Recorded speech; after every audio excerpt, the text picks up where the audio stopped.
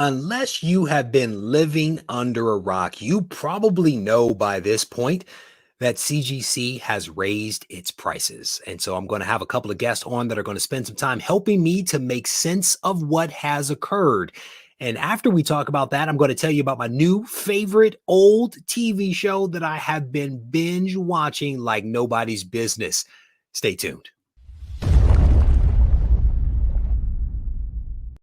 Reggie here, and I want to welcome you to another one of my live streams. This is Comics Today, a show that we do on Wednesday to come together and celebrate the best day of the week, that being New Comic Book Day. And I will tell you, I did not make it to the LCS today. Work was crazy, and then I had to play soccer with the boy and some other stuff. So I did not make it to the LCS, but I am very hopeful that I will be able to make it to the LCS before the end of the week. And as a reminder, this show that you are watching right now, potentially on YouTube, on this live stream, will be rebroadcast on the podcast.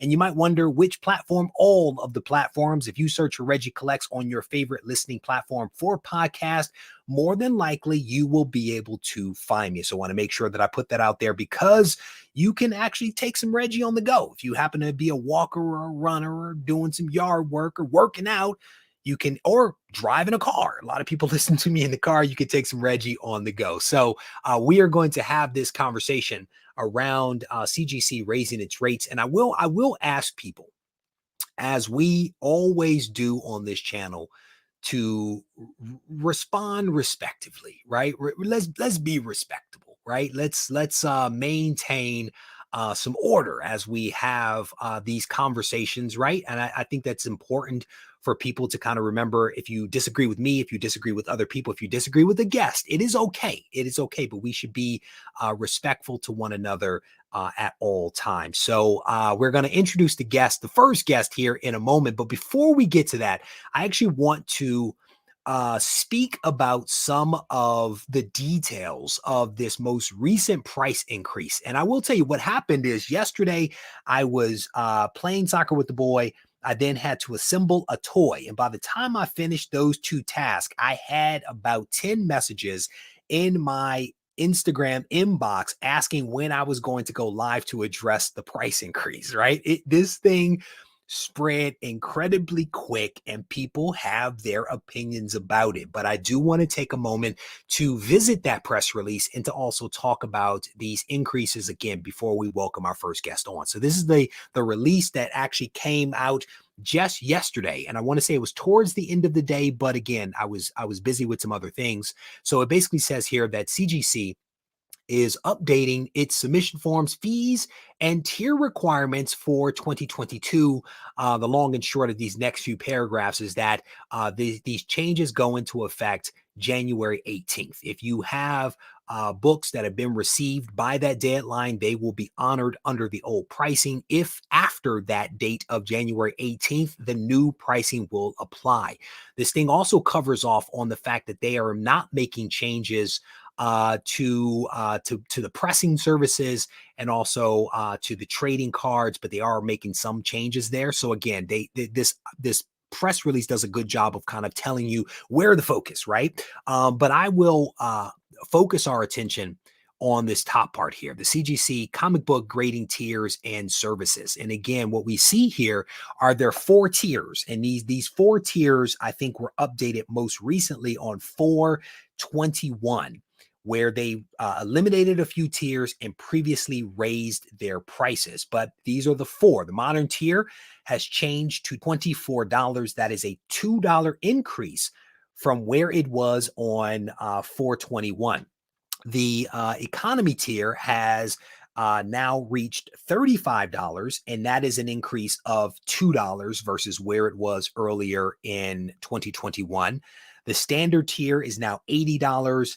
That is a $5 increase, and the express tier has increased $10 to $130. So those are essentially the changes that we're talking about.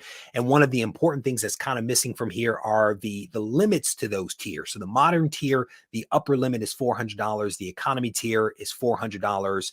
The standard tier is 1,000 and express is 3,000. Those are the limits for where you have to bump to the next tier. And again, there are some age requirements in there as you go from the modern tier to the economy, but you are basically talking about price increases ranging from $2 up to $10. I didn't really focus on the rest of this, honestly, because there's, again, no changes to trading cards. I don't really send magazines in, so I did not hone in on that. I've never graded a concert poster, but there are some changes here that people should be aware of if they are sending in concert posters to be graded. And again, as I work my way down the list, you can see some of the changes. One of the ones that I do want to focus on is this one with the signature series, the yellow label. In my mind, I think that this one has increased either $4 or $9. I honestly cannot remember. I've used this tier whenever I've submitted my own variants in to be graded. And people always wonder, well, why are the yellow labels that you sell more expensive than the blue labels? It's because the price difference is high, right? We're talking now almost $40 for one of these books to be graded with the yellow label. So that is, again, part of the reason why things are a little bit higher when you start to look at some yellow labels. But these are essentially the price changes as I understand them to be. And again, if we scroll down here, no changes, I do not think, to pressing services. So CCS services, there is no change there. So I think that that is some good news. So I wanted to make sure that I at least provided to people with some insight into some of this stuff in the event that folks had not seen some of this stuff. Somebody's pointed out here that they actually increased the shipping fees. I do believe that that is indeed the case as well.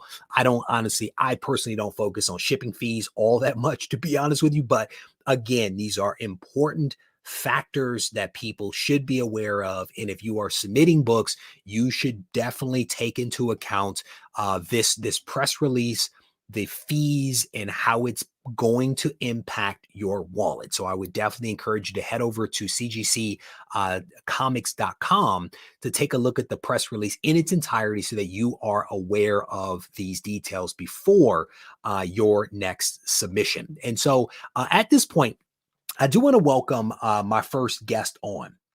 And this guest released, in my opinion, a hilarious skit on Instagram that caught my attention. And that is part of the reason why I was like, you know what, let me get this person on the show, because I think that they have a perspective that is unique besides the humor angle. And I say that because this guest is a comic book collector, a dealer, an overstreet advisor, and a lover of golden age comics and original art, and has been in the game for a while. And so I want to welcome to the show for his very first appearance on Comics Today, the golden age guru, aka Jeff. How are you doing, brother? Oh, amazing. It's I really appreciate you bringing me on, man. I don't think I've ever had a kind of a face-to-face like this with you. Like, we've chatted via text on IG, but never like this. So it's a great topic to discuss, and I'm super stoked to be here. And I'm glad that you accepted my invite, brother. I am thankful for that. You send these messages out like, hey, do you want to join me for a chat? And you never know. You never know if people are going to be receptive or have the time. So I am thankful that you agreed to join me. So, Jeff, did I get anything wrong in the setup for who you are? The lover of golden age comics, a overstreet advisor, a collector, a dealer. I don't know how many more accolades I can add there, but did I get anything wrong with that? No, I mean, it's pretty much what a lot of us are, right? We're huge fans of comics. A lot of us collect, and some of us sell to help support the collectible that we enjoy. And so I just got in really deep at some point. And I'm kind of one of those guys who, when I like something, I jump all in. And that quickly led to, buying big collections, learning about them as fast as possible, and then selling books and realizing eventually through time, educating myself on Golden Age, just the experience of getting them. And but yeah, that's exactly it. I mean, we just do whatever we can to get what we want in this hobby.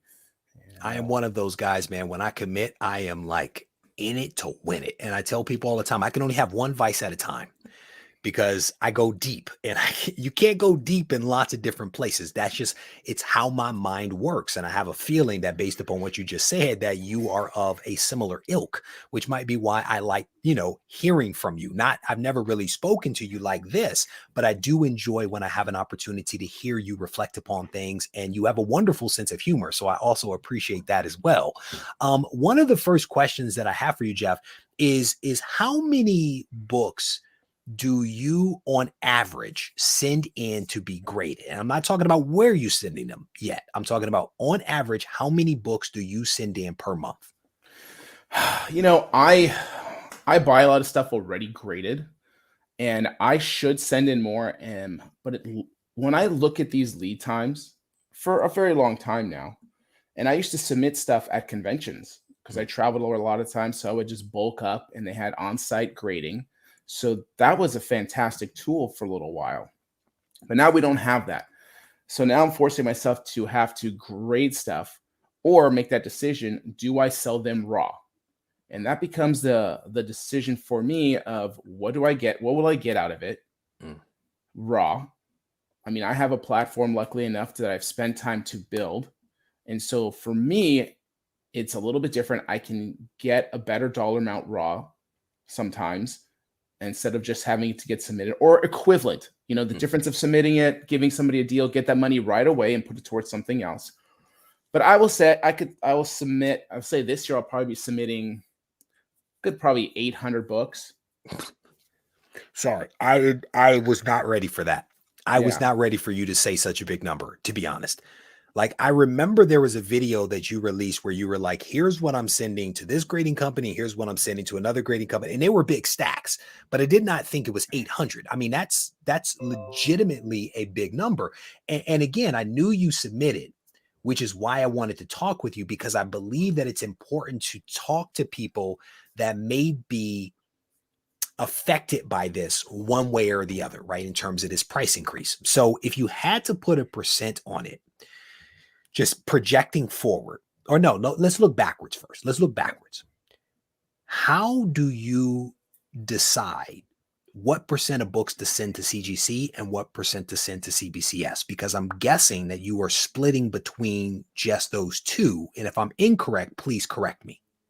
Yeah, again, it starts to become this decision. And again, it's something for everybody to make for themselves. But CBCS does become more enticing to me, just because of turnaround times being so much shorter. And I do have the information here too. And their turnaround times, when you look at them apples to apples, is actually pretty impressive for what they're doing. Now, the question becomes, how much faith do you have in CBCS's dollar value to CGC's? That's always the conversation it comes down to. Okay, will I get equal amounts? I don't know, but it's up to you to not drop your price. Okay, when you have a CBCS books, you're the one who's going to dictate it. If you feel no confidence in it and you feel that you need to sell it for lower, that's on you for letting it go. And then B becomes, what's your time worth? Like, if I'm going to put a hot key in, modern tier is usually the issue. Let's be realistic here. Modern tier is the ones that has 191 days or 86 business days. We're not even talking about weekends. You throw in weekends, you have like 240 plus days of the year for modern. So that makes it tough. You want to put a hot book because you want to capitalize that it comes back sooner. Well, that book might not be hot any longer. The show has came on air. It's gone now. The character, who knows what's happening with him. So would it have been smarter to go to CBCS, have it encapsulated, get it back in 3 weeks, 4 weeks? I mean, their modern tier is pretty long right now, but you could pay up a little bit more and get it a little faster possibly, or sell it raw.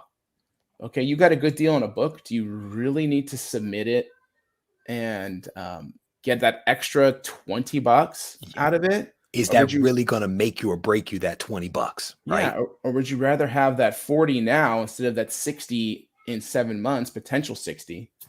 So it's just that game. It's a constant game because these grading companies don't make it an easy decision for us. I mean, if it was easy, it'd be like, great, here's my books. Can I please get them back in a reasonable time amount so that I can move them? And I don't understand how in the 20 plus years that this these companies have been around, well, at least CGC has been around, what, in 2000, I think? Yeah. That there's been no innovation in the hobby. It's the exact same thing, really. Only thing that's changed is the quality of the plastics. Like, where's the want or innovation to make this process better or quicker, at least, for everybody? And I don't know if they need that. I mean, people are talking about how let's have a raw month where we just do raw books and hit them in their pockets. Guys, they're 7 months out. All right, they're not going to feel your raw month until 7 months later because they're not going to grade it anyway.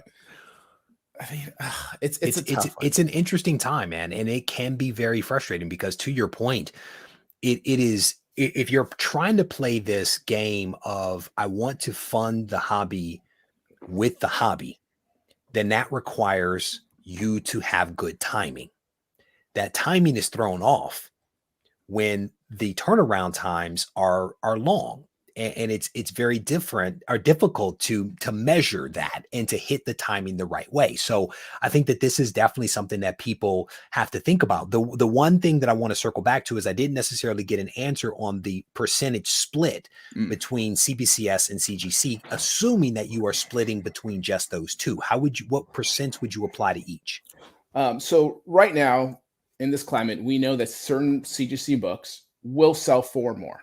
Okay, so I've made that distinction for myself that if I have, let's say, a Bronze Age key and a 9.8, 9.6, and depending what it is, 9.4, I will probably submit to CGC. If it's anything of the equivalent, I feel for myself and my platform that I could sell it for the same price as CBCS. And since the prices and turnaround time are a little bit less, and I like supporting another company too, then I will do that. Okay. If it comes down to Silver Age books, Silver Age keys, again, if they're mid-grade and it's common in grade, then I'll do CBCS just as well as I would do CGC. Once I start getting to those points that we all hopefully know is that escalator, you know, where it's not so common anymore, I feel that I need to go to CGC to help me move that book. And at that point, the price point changes anyway, and you get your books back quicker. Yep. I really feel for the more modern tier ones, collectors, where you're kind of stuck between a rock and a hard place. You're either paying up and then really just spinning your wheels, or you're waiting for 7, 8, 9 months. We're not even talking about we're not even talking about pressing a book. Don't even go there. We're gonna go there. Forget it. Don't even go there. But okay, so that's helpful. I mean, what I'm hearing you say is that you actually take some time to think about, the book, the title, the value of it, to help you figure out where best to send that book in order to maximize the opportunity, whatever that opportunity might be for you at the moment, whether it be personal collection, maybe it's a turnaround and sale, whatever it is, you're evaluating it. You're not just making this blanket, I'm going to send 50% here and 50% there. It's a little bit more strategic than that, which I think is important. I think it's important for people to be able to hear your thought process versus I just make these blanket percentages and that's what I do. I will, however, circle back a little bit later and ask you potentially what you might change as a result of this, this price increase. One question I do want to ask you is, when you first heard about this, the price increase from CGC, right? The fact that prices have gone up anywhere from $2 to $10, depending upon the tier. What was your initial reaction to that news? And did your reaction change as you digested the change, right? Because people, when you hear change, you're oftentimes resistant to it. But then when you dig deeper, you're like, maybe it's not so bad. Did you go through that kind of evolution of change, or are you still like, this sucked and I think it still sucks? Yeah, I'm gonna say because I do remember the last increase being fairly recent. So seeing another one, to me, sucks. And it's not so much the dollar amount, it's more the principle of it. I just find it very insulting every time they increase their prices, because under the last price increase, there was under the guise of these improvements and these things that are going to happen. And I just feel like we get drug along with this fantasy that more money to CGC somehow is going to, or any grading company is somehow going to change what they're doing. Mm. Problem is, I haven't seen in their lifetime, really, it feels like, any change that's looking out for the customer itself. Mm. And I understand it. I get it. If I was CGC themselves, and I am not blaming the employees. I love the employees there. The people are Okay. great. Let's The be people are honest. great, but Yeah. they're not the ones making this decision. But yet they're the ones who have to deal with repercussions and phone calls. So please, guys, don't take it out on them. They got nothing to do with it. They really are trying their best, but the structure they have there is the structure they have there.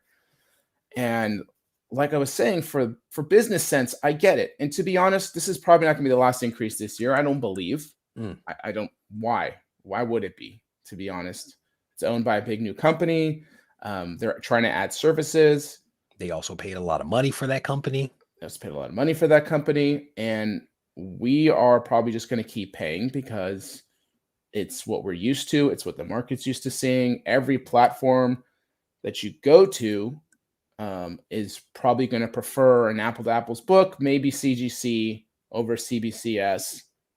I get it. Do I think it's changing to some degree? Yeah, because as we get further along, there's younger generations coming in who are seeing more of that division split out there in the marketplace. So it isn't as of a defining line like it is for some of us who only did CGC for so long and are accustomed to it. So for those people that are coming in late, we are spending some time talking with Golden Age Guru Jeff about the recent price increase that was taken by CGC. And what I just heard you say was it's your first impression was that it sucked. And as you digested it, you still think that it sucks. Right. And I think, again, this is not about right or wrong. This is about how you feel. And there is no right or wrong with that. So I think it's important to acknowledge that. One of the questions that I also wanted to ask was, I feel that you have a pretty good feeling for what is actually happening in the market. Do you think that your initial and adjusted, not really adjusted, but adjusted thoughts around this price increase, is it similar or dissimilar to the way that other people are thinking about this as well? And I know that I've seen the comments, but I'm asking you to represent the community's feelings at this point regarding this price increase. I mean, it's a mixed bag, but the majority of people are obviously not happy with it because, again, it's the mistakes, it's the wait times. Those are the two biggest things. And neither being addressed. I mean, I think we would like the easiest thing to be is have some quality control. You would just think that that's something that could be very easily addressed, but it's not being addressed. And then when you talk to them, someone will just say, hey, it's a percentage game, but that doesn't really matter. No, I don't really care. That means somebody is really not looking at the book at all. And if something does happen, it's just getting passed along because the quickest time to catch it is when it happens. So why are things when they happen not being cataloged or communicated instantly instead of just disappearing into the pipeline? So that's just one thing. And I get turnaround times. Look, you have to ramp up. You have to hire people. You have to educate people. You might not be, maybe they're not paying people enough to do that, because I got to be honest with you, if my job was to grade for 8 hours straight other people's book, that's a thankless job, and I wouldn't want it. Yeah. And you'd have to pay me pretty well. So I get maybe it's tough to get people, but it's still not my issue. My issue is getting my books to you, paying the bill. You are supposed to, I would like to think, make that process easier on me. Yeah. But they don't care. And really, they don't really care about it. It's going to be run like that, and that's what it is. So I have to accept it and figure out what's best for me. Well said. Well said. Yeah. Let me ask you this. You touched on something a few moments ago around the previous price increase was under the guise that there was going to be some kind of potential improvements in turnaround time and quality and maybe even some innovation, dare I say. In your mind, what would innovation look like in this area where a price increase in 1 year followed by another price increase at the beginning of a following year would make it easier, right? What kind of innovation would would the golden age guru want to see where you're like, okay, it is worth this $4, and I'm combining the previous price increase with this one, this $4 increase for this modern book? What would that look like? Oh wow, innovation. I don't know what the innovation would be, to be honest. But I think the thing to address again is the turnaround times, and not so much trying your hardest to add more to your plate like they Mm, do with signatures all the time, mm, but addressing the meal you have in front of you, not piling more on. Okay, and they keep going for seconds and thirds and fourths, yeah, but it's like, your eyes are bigger than your stomach. So there's a big problem there. Like innovation wise for change in it, I don't know what that would be. I really don't, but you need to ramp up. You need to be open 7 days a week. You need to be running 24 hours a day. You as a company right now, your responsibility is immense, as you are a huge factor in this hobby. Okay, I don't want to dismiss CGC. They've done a right. lot for this hobby. They have. Um, but they are taking it for granted. And I feel that the hobby's done a lot for them as well. So it's kind of a two-way street here at this point, but it doesn't feel like that. It feels like a one-way. Yeah. I And we're think going that, to, and we're going go in ahead, the I'm wrong sorry. direction. And we're going in the wrong direction. I personally think that a lot could be improved in terms of people's perceptions and feelings towards the company, should they actually improve the quality of what comes out in terms of the mistakes, right? With shipping, with fragments inside of cases, right? But then also the turnaround times. If they find some way to innovate and reduce turnaround times, I think people would be more apt to be okay with the price increase. But in lieu of those performance improvements, people just see, to your point, the taking of resources, right? Without additional things being offered up. Would you agree with that? That improvements in turnaround time and quality, to your point, that would help ease some of the pain that maybe people are expressing out there in the market? Yeah, I mean, turnaround time. That's it. You fix turnaround time. Do you know how many more books people would submit? I would submit far more books. Okay, if I could have, it'd have to be more than half of some of these turnaround times for Yeah, modern, at least. that's I legit. would gladly submit more modern books. Okay, if I had a better turnaround time, which in turn would be more money for them. But again, I think it comes down to them not being able to, or not knowing how to ramp up. Mm. And that's unfortunate because, again, I feel like even if you ramped up to meet what you have now, you'd have to ramp up again because you're going to get way more because you cut your turnaround times down. Yep. So it's like a double-edged sword a little bit, but there's money there for them.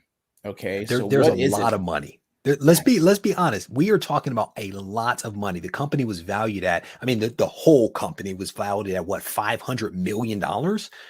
That, I mean, even if you take 1/5 of that and assign it to CGC as a company, that is a significant amount of money. There's a lot of cash out there at play.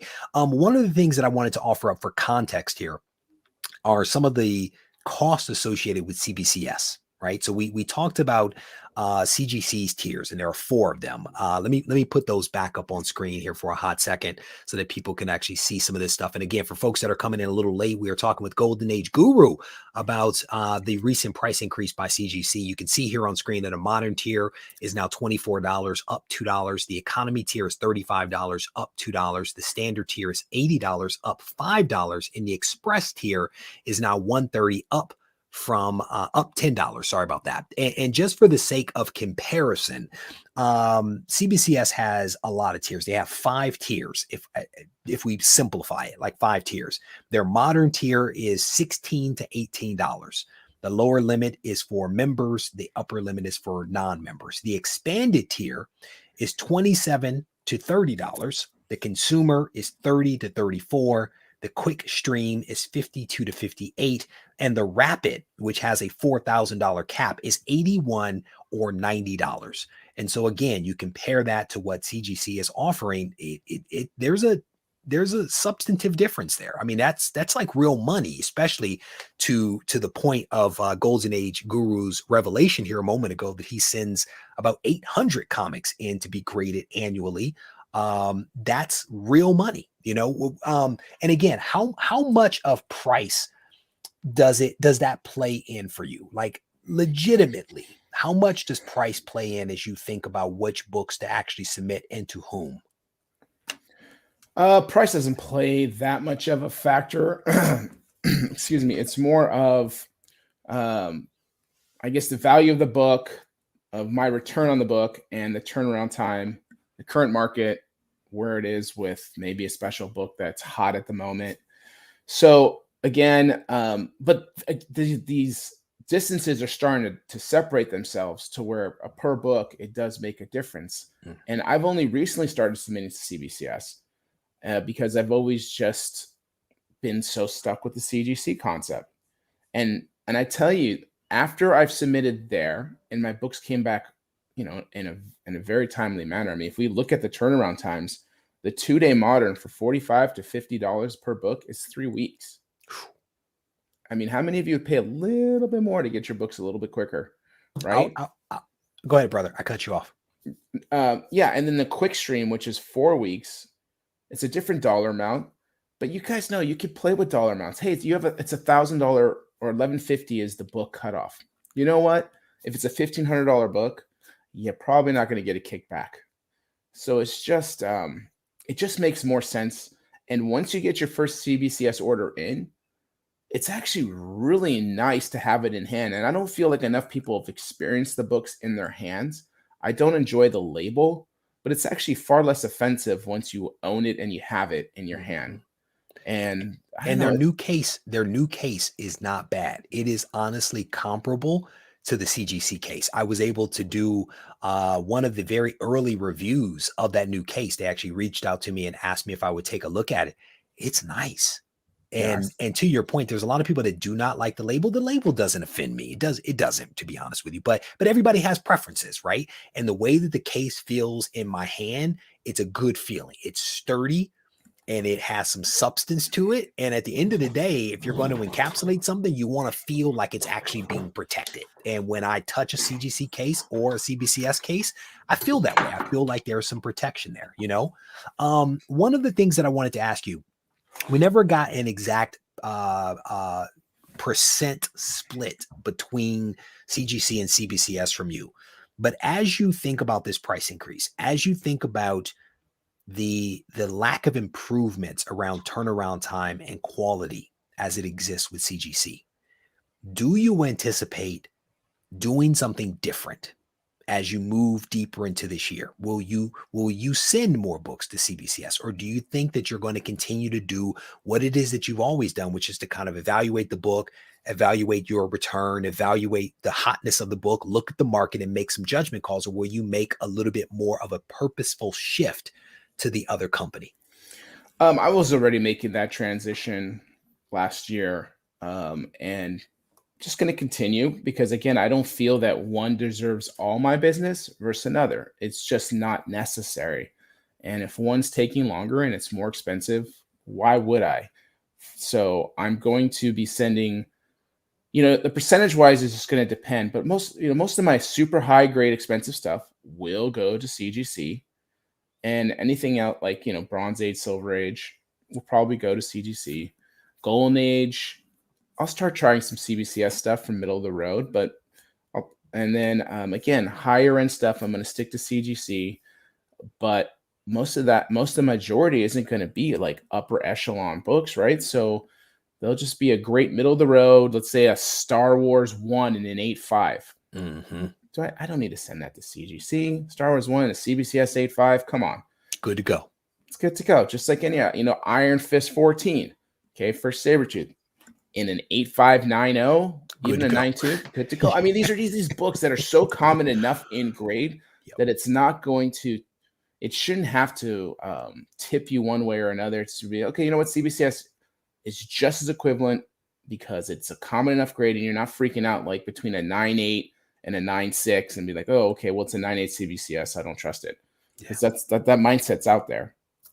I think you also touched on something earlier that potentially part of the reason why there is a price difference between the two grading companies is partially related to people cutting their price when they're selling a book, cutting how much they're asking for because maybe they don't have the most confidence in the CGC book or the CBCS book, and they're like, let me go ahead and reduce the cost because I don't know if people are going to trust it and buy it at this higher price as if it were not equivalent. How much of that do you believe is still out there in the market? And do you think that there is a shift in that mindset where people are starting to see a little bit more of a narrowing of the value gap as it exists between CGC and CBCS? I think there is still a long way to go for CBCS. I think it's a very much an uphill battle for a few years at least still, but they are gaining ground. I'd say it's probably a good, if you just took the entire scope of all collectors, I'm sure it's still like an 80-20 mix of people, not having 100% confidence in CBCS and others being the jump in now. So like I said, I do think it's shifting, and I'm seeing it with a lot of big books, and dealers are pricing them the exact same way too. And they're just kind of over the whole, I don't know, almost snobbish appeal of just CGC and poo-pooing CBCS. Because we got to think, these dealers, there was a lot of dealers who are big graders now who said they would never grade a book when it first came out. Oh, what's this grading process? Why are we grading books? I would never grade a book. And sure enough, now they're grading books left and right. Look at them now. Right. Yeah. So it's just, I don't know. It's an evolutionary thing. I'm hoping that CBCS comes up, and I'm hoping a third one comes up. Yeah. Okay. There shouldn't be, something viable, obviously, but the more the merrier. I'm very big on competition in the marketplace. I think it keeps people honest. As we get ready to wrap up here, do you think that CBCS will also take another price increase? Because you stated earlier that you believe that CGC potentially will take another, right? CBCS took a price increase and they blamed it on the cost of plastics and labor and some other stuff. Do you also anticipate them taking a price increase at some point? Just because now the delta and how much they're leaving on the table potentially is now growing. Thoughts on that? Yeah, I think absolutely. So I think the apple doesn't fall that far from the tree. I think they'll follow suit, and it's just part of it, and I'm sure it's going to happen this year. And get ready. Yeah, just get ready and weigh it all out, guys. And whatever decision you make, it's still a comic book that's graded. It's all said and done, guys. You're going to love it because it's always fun when it arrives, no matter how long you wait. That's the big buildup. That's the 7-month buildup. Here it is. That is true. That is anticipation is what it's all about. You like I said earlier in the conversation, you released this wonderful skit on Instagram that I've linked in the description of this video. I encourage people to go and check it out. It is hilarious. He let his kid smack him. I don't know why he would do that, but his son was like full face palm magic happening. So Jeff, before I let you go, brother, what do you have on the horizon that you want people to know about? Yeah, it's a busy month. Guys, keep an eye out. I'm mostly on Golden Age Guru on Instagram. I will have a claim sale there end of January, which I think is 29th and 30th, with me, Comic Tom, Milk Geek Comics, and a bunch of the crew. I'm on Whatnot tonight at 9 o'clock Pacific Standard Time, which is an auction app. And then I'm buying a Golden Age collection this weekend, so keep an eye out for some new stuff. Nice. That's what's up. You do have a lot going on, brother. At some point, I'm gonna reach out to you and I'll be like, Jeff, I'm buying a Golden Age comic. Help me, brother. Help me. I'm out of my element in these deep waters over here, So stay tuned. I'm always here to help, man. Always here to help. I appreciate it, brother. Again, thank you very much for agreeing to be on the show. It has been an absolute pleasure to chat with you. Thank you, man. Oh, got him at the very end. We are going to keep this thing moving. For those folks that are coming in a little late, we are talking about the recent price increase by CGC. We just finished up with the Golden Age Guru. That was my first time chatting with him, and I thoroughly enjoyed the conversation. If you have not checked out his skit on Instagram, I encourage you guys to check that out. And as a reminder, what you are listening to and or potentially watching right now will be rebroadcast on the podcast all you have to do is search for Regie Collects on your favorite podcasting platform and you will find me. So go ahead. Let's go ahead right now and bring to the show my good buddy, Doug. It is good to see you, brother. Hey, Reggie. Great to see you. Thank you for agreeing to jump on here, kind of sort of last minute. People have a lot of stuff going on in their life, and I'm very thankful when people respond to my last minute request to join me on the show. I had a completely separate topic I wanted to talk about, but here we are talking about this. How much of the conversation with Jeff did you have a chance to hear? Like 95% of it while I was driving my son home from karate. So it was great. All right. So as you heard that, I know that you have a lot of thoughts. Give me maybe a couple of takeaways from the things that Jeff said that were meaningful to you. I thought his point about how he decides on when to use CGC versus CBCS was interesting, and how that calculus can change. I think the comment that he made as far as a criticism that was quite valid is, if we hear a price is increasing because it's going to improve the quality of something, and then we don't see that quality change happen and then get another price increase, it's harder as a consumer to believe that that's coming. So those were, I think, two very interesting points that he made. Legitimate. Like, again, you hear people just blanket say, I'm going to split this, I'm going to split that. He had a rationale and a thought process. And you have to appreciate that because he took time to think through it and like pressure test it, I'm certain, in his head and also in his actions over time. So I thought that was insightful, and hopefully people can leverage some of that. But the other part to your point is, if you're going to tell me that you're going to do something and you're giving me the rationale behind it, you have to give me the payoff. Like, show me, tell me, then give me. Like, I want to see some improvement. Now you could say, well, they cleared the backlog of the boxes that they had. I don't know. I don't know if that's what we were looking for, but maybe it's coming. Who knows? Who knows? Sorry, I got distracted reading the comment off to the side about who's this Regie guy on Doug's channel. I feel that way sometimes. You're here so often, I feel like I should just give you co-hosting privileges. But I'm curious. You I don't think send a lot of books to be graded, but as a member of the comic book community, someone that talks to a lot of collectors, someone that writes about comics and contributes to this channel often.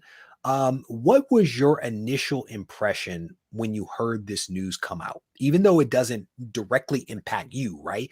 But yeah, I'm sure you had a reaction. What were your thoughts? So I do submit, but not near 800 books a year. I don't know that there's many people that, well, yeah. It honestly didn't surprise me at all. I was almost more surprised by how strong the reaction was in the community on Instagram. And that's for a few reasons. And I'm not, discounting those negative reactions. I get them. And I think Jeff really summarized those feelings well, and why they're had. Why it didn't surprise me is that there are a number of factors that can cause someone to increase the price of a service. Those can include supply chain inflation issues, which we've absolutely seen this year in everything. Investing in development, which I know people, maybe get frustrated by because they heard that the last price increase and haven't seen it. That doesn't mean it's not happening behind the scenes, but they haven't seen it yet. Increasing profits. You just had a new owner put a lot of money in and they want to make more money. And then also to reduce the speed of submissions. That for those of us who, I guess, watch the card collecting industry and what it went through with grading, when we saw CGC raise its price, and I know, like, 5 to 10% seems like a lot. But when a lot of the major card graders raise their price by like 3 to 400% or more at once, you could see how, okay, they're choosing to do this incrementally. That likely means there's more of these coming over time, because you can jack up the price. You could double it tomorrow and see how that goes, or you can raise it $2 and then 6 to 12 months later, raise it $2 more. So, so that's why it didn't surprise me. In my industry, we normally try to take 2 price increases a year, because those smaller price increases are oftentimes less notable. It allows people to maybe not react as quickly to a, $10, $20, $30, that, like, you have a visceral reaction to that. But $2, you're like, not too bad, right? But what happens is people in our industry also anticipate those annual price increases, and they start to behave a little bit differently as a result of that. They buy up early ahead of your price increase, which to some degree or another negates your price increase, because they buy so much that may not be the way that it plays out here. But that's one way that people do it. The other way is they put contracts in place that limit how much of a price increase you can take, whether it's once or twice or whatever. They put an upper limit on it. But it is interesting that that maybe was a purposeful strategy. My question to you is, and I was going to ask this of the guru, but I'll ask it of you. Do you think it would have been better to rip the Band-Aid off all at once by taking the full price increase and suffering and saying it's all for this, versus what they've essentially done, which is overpromise, take a smaller price increase, and now they get lambasted for doing it again with less follow through? Thoughts on that? So I'm going to give you a great answer, which is I don't know. And the reason is, in service industries, there's always a math. If you lower the price of something, you're going to increase how much business you get. If you increase the price of something, you're going to reduce the amount of business you get. And there's always this math of, well, okay, if we increase it by 10% and we reduce our business by 5%, then it's still a win. If we increase the price by 20% and decrease our business by 9%, it's still a win, and it might be a bigger win. But if we increase it by 30% and our business drops 40%, then it's a loss. And it's not like, you can just plot the graph and find the sweet spot. Sometimes there's a huge drop off. I raise my prices, everybody tolerates it to a certain point. Then I raise my price one more time and I lose 80% of my business. So the reason I say I don't know is I don't know what that sweet spot is for CGC. Right now, there's one major competitor for them. There might be more in the future. There are other good grading services out there, but they're newer, and we're hearing, the rumblings that maybe there's more coming to market. So the fact that there's less competition helps them. But the other thing that makes me think that they'd probably survive either way, if they would have just jacked up the price $10 a book once and didn't do it for 3 years, they'd take a hit, but they'd probably be fine. Is that in our current, world of the last couple of years of comic collecting, the value added that CGC provides collectors, dealers, and investors, most of the time, in almost all instances, far outweighs the cost that they're charging. So there's value. If Mm. you are a relatively savvy investor, collector, or dealer, you know that, you know, anywhere from 35 all-in costs up to, say, a couple $100 in all-in costs, you're expecting to get way more out of that in the value of the then. comic. Yep. Yep. So and as long as that math continues to work, then I think they're in a really good position, right? If it exactly. doesn't, then that's Yep. when you start to have an issue.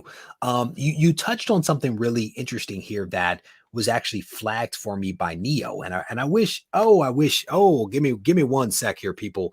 We're gonna try to correct something that clearly I may have jacked up here. But what I was saying was that when I was talking to Neo, he made a point to me about something that I thought was really interesting. And so this wasn't an original thought that I had, but I flagged it for you, was this idea that potentially what they have chosen to do with raising prices may have actually been a purposeful thing on their part in order to slow down submissions. Yep. And hopefully Neo will be able to join us here, because I guess I sent him the wrong link, so that is on me.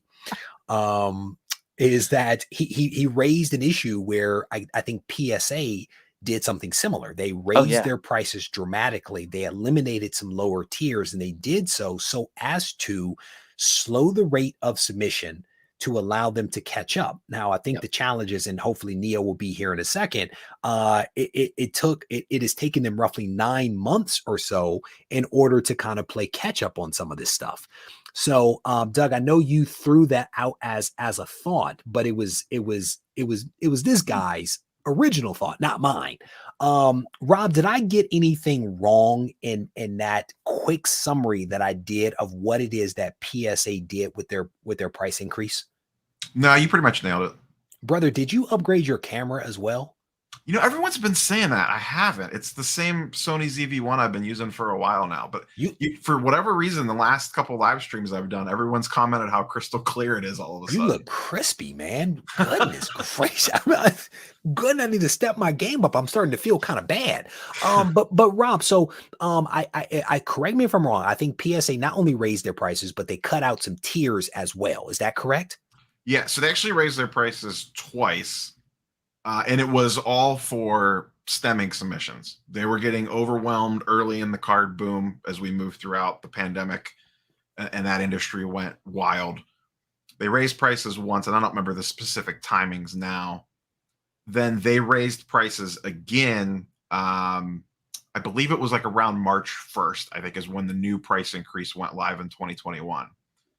That leaked, and they got slammed. And I mean slammed. They got so slammed, the local post office had problems processing the packages and actually impacted general mail service. They got so many orders in I think they got multiple hundreds of thousands of cards in like a 3-day window. Wow. So just to be clear, the fact that they were going to take a price increase leaked in advance. People got wind of it. And in order to beat the price increase, literally what I was just talking about a second ago, they went ahead and submitted all their cards to beat that price increase. Is that what I just heard?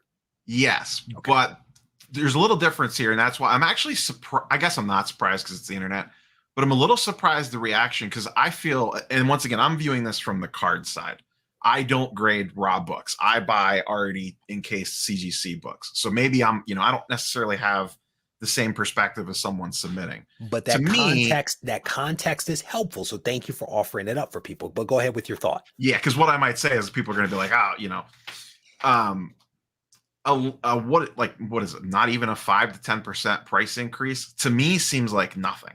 When PSA raised prices, I don't remember the exact amounts, but it was a lot more than that. So that price increase went in effect in March in the hopes of stemming the influx of cards. And what they quickly learned was it wasn't enough, and cards kept coming. Now, another key thing here is at this same time, ownership changed. So it went from fully Collector's Universe to the new ownership group coming in, headed up by Nat Turner, and taking over PSA and Collectors Universe as a whole happened in March. It was announced earlier than that. They didn't actually take control until the spring. He was there for not very long and realized the backlog was a major problem. And that's when they said all lower submission tiers no longer exist. We are going to what they call Express and Super Express, which is like for a while it was, I think, $200 and $300 a card. So basically your super high end stuff. So from a comic perspective, if you have a Hulk 181 or a giant size X-Men 1 to send in, you're already sending at that tier anyway. It's not affecting that stuff, but you're not sending some new Silk variant cover in. Yep. Doug, did you have a question there? Sorry. Yeah, I was going to ask Neo, because I think I got this right, and you kind of addressed it. There was a time when you could do like a bulk longer term submission, kind of similar to CGC, where it would cost you like, say, $8 a card. That might have gone up to 20. And then almost overnight, it went from, oh no, the lowest price you can pay is like $100 or $200 per card. Is that correct? I don't remember the exact timeline, but that went away first, the super cheap, like ultra cheap. And then it kind of jumped to, I think for a while, the cheapest you could send was like 30 to 50 bucks off the top of my head. I don't remember. That ran for a while. Then there was another price increase. And then it was like, we need to time out. Like we need to get caught up. And we are not. So that happened in, I believe, April 1st is when they shut down. Or, I mean, they've not shut down, but stopped taking most submissions. And they are now just at the point now in December where they brought back $100 tier grading, and they are having a they've only done it once so far, random allotments essentially for $50 grading. They've only done one of these so far, and it was extremely limited. And essentially you had to be a Collectors Club member. You could get in a queue system and then they selected randomly, like a drop essentially.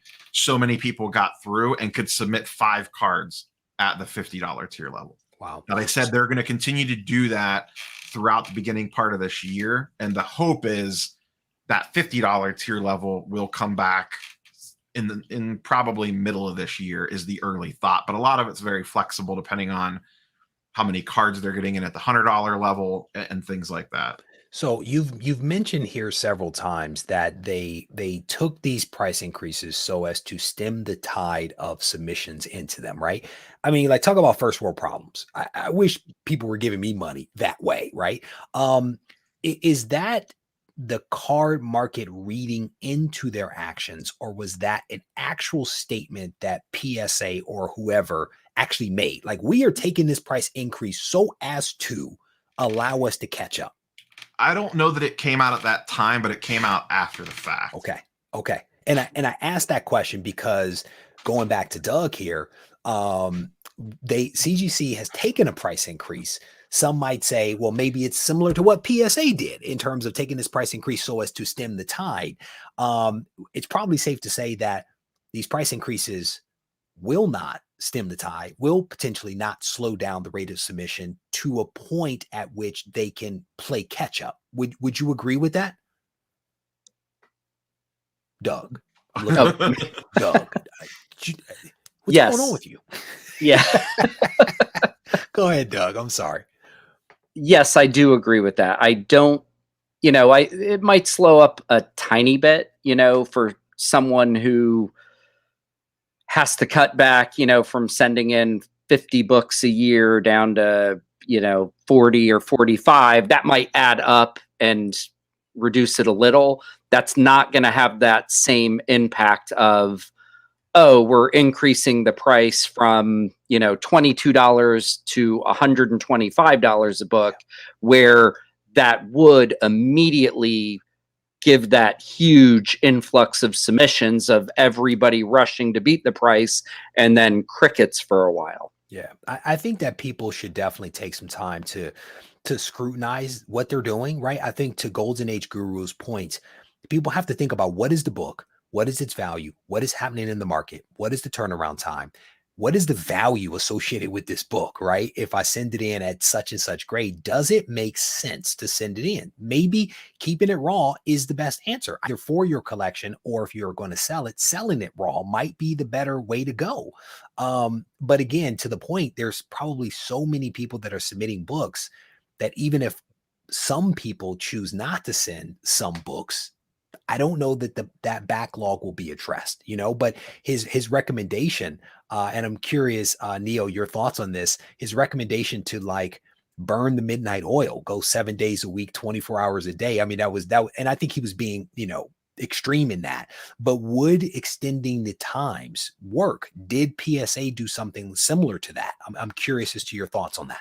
So when PSA hit the pause button, they essentially ramped up. They went on a major hiring spree, went through multiple office expansions, and they are actually in the process of getting very close to opening a second grading facility in New Jersey. They're based out of California. They said they hope to open that, I think, the first quarter of this year, I think is what the latest release was on that. So yeah, they put the time and effort in, and that, people are still mad. People have had cards there still to this day for a year. Especially at those lower tier submissions, like Doug had mentioned, because that was a slower turnaround time. But they did put time in. The community is still upset with them because they want things back. The people that still have cards sitting there, and now they're seeing faster tiers open up at lower prices, like the $100 tier coming back. Yeah. The people that have cards sitting there are not happy about that. PSA's statement has been 80% of our workforce is working on the backlog. 20% is working on new orders coming through the door. So that's that. The other interesting thing here is the trickle-down effect to the other grading companies. What we saw happen on the sports card side, for example, back when PSA first got backlogged, started bringing in price increases, that then opened the floodgates to the smaller companies. Now, we have more options on the sports card side, but a company like SGC, who was a smaller company, what happened to them was that first month PSA shut down, SGC immediately got slammed, and they had to have a price increase. They went from, I forget what it was, so I might get the numbers wrong, but like, let's say $10 or $15 a card to $30 a card within 2 weeks of PSA shutting down, because they could not handle. They could see what was happening, and they were a company that went through the previous year a major problem with a backlog. They got a little too big for their britches too fast and got overwhelmed, had a massive backlog for 6 to 8 months, cleared it, did a great job clearing it. But then they realized very quickly what was going to happen the second PSA shut down, because that had massive ripple effects on the other companies that all of a sudden were, a medium-sized fish in a pond. And then all of a sudden PSA out of nowhere closes the gates, and they did that out of nowhere. That stayed secret. No one knew that was coming. Yeah. So the other companies were really caught off guard by that just as much as the community was. So for people that are coming in a little late, we are having a conversation with Neo, Rob, and Doug about the recent price increase that CGC has taken. We earlier had Golden Age Guru on here giving us his perspective. Doug, I am curious whether you think something like that could potentially happen here. I mean, do you think that there's going to be more people maybe sending books to CBCS as a result of this price increase, or do you think it's just going to be the maintenance of the status quo? Like, I'm just curious about that. I think there will be some percent that shifts. I don't think it's going to be a massive amount. If CGC was really jacking their prices up high, I know there's anger, and there's frustration, and there's there's bluster and people wanting to boycott and things. I don't think that will happen, just because I don't think the price increase was severe enough. I do think it might push some people to try out other grading services, which is okay. I mean, I think that they'll get a sense if that price difference is worth it to them. Do they feel they're getting as good of a quality for the price? Is the turnaround time as good or better? Are the quality control issues maybe still there with other grading companies? So I I think there will be some movement, but I don't think there's going to be a mass exodus away from CGC. Not with the $2 increase.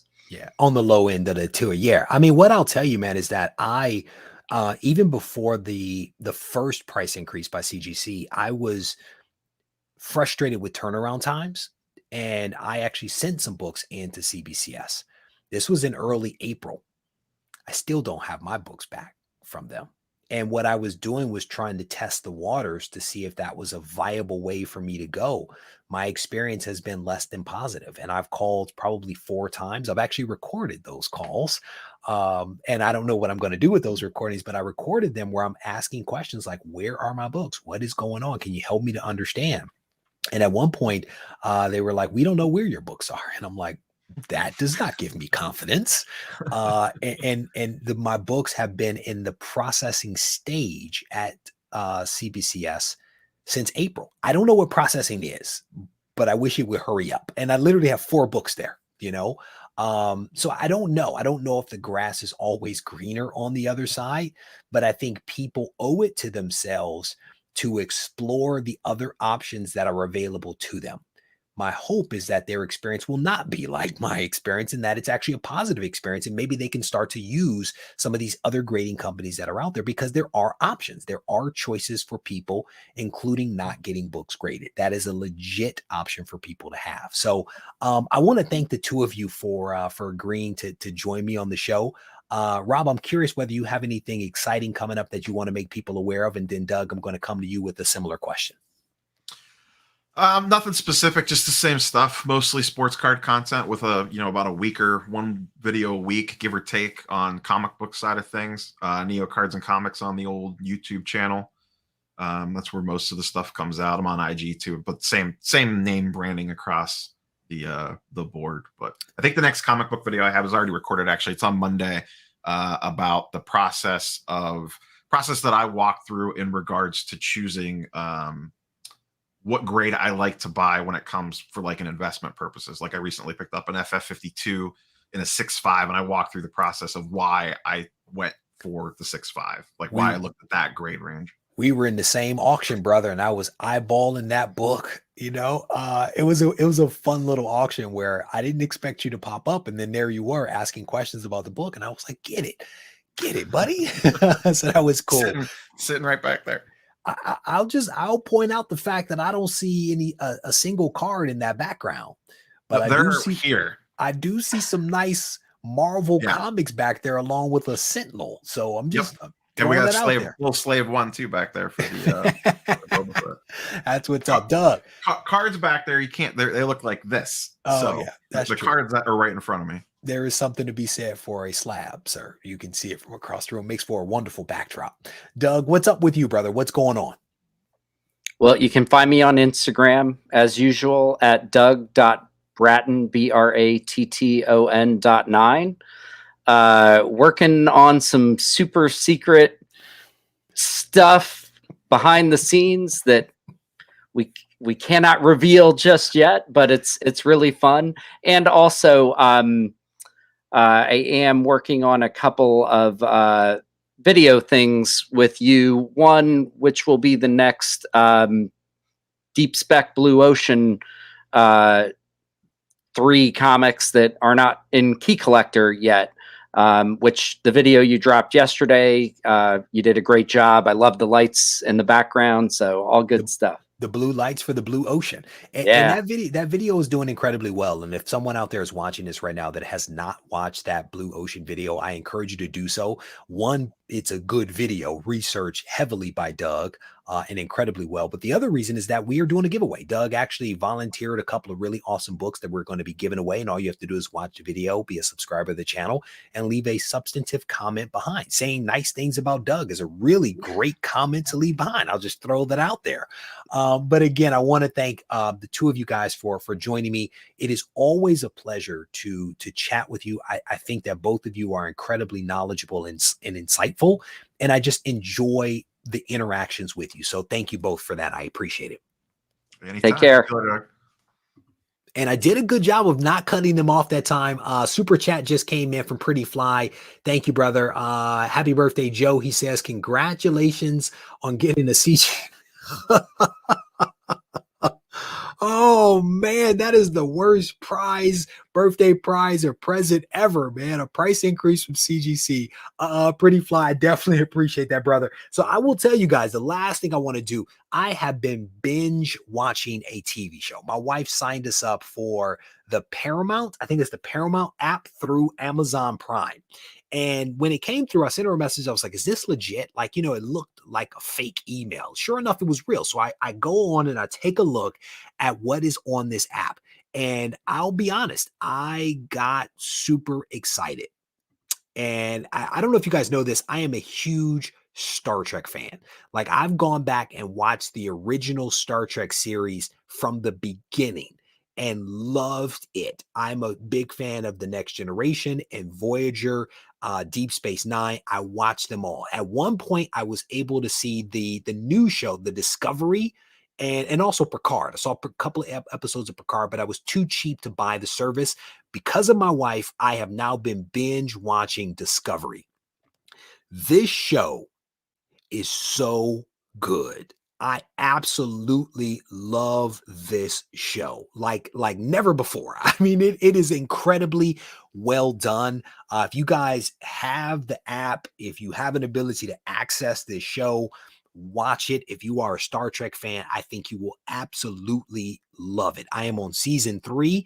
I rewatched all of season 1 again, ripped through season 2, and now I am starting season 3. I'm going to wrap this show up and I'm actually going to go watch some more. That's how much I am enjoying this program. So I encourage you guys to check it out because it is fantastic. The Sentinel is standing on the car. Well done. All right. Again, I want to give a huge shout out to all of my guests. Each one of them brought something unique and different to the conversation. Each one of them had a perspective and a point of view. And I think it's important for us to take some time to hear different perspectives and different points of view, because by hearing those things and allowing that to come in, you can compare it to how you feel and how you think and how you want to act and how you want to execute. And I think on the other side of that, if you're receptive to other people, it allows you to figure out what's truly important to you. And that's part of the reason why I like to do this show, to have people on that have different perspectives, different backgrounds, because again, the hobby is not just comprised of one type of person. It's comprised of lots of different people. So let's hear from those people and benefit from the collective knowledge. All right. With that said, we're going to wrap this thing up. I want to thank you guys for hanging out with me. As always, if you need to reach out to me for whatever reason, you can do so on Instagram at Regie Collects. Take care.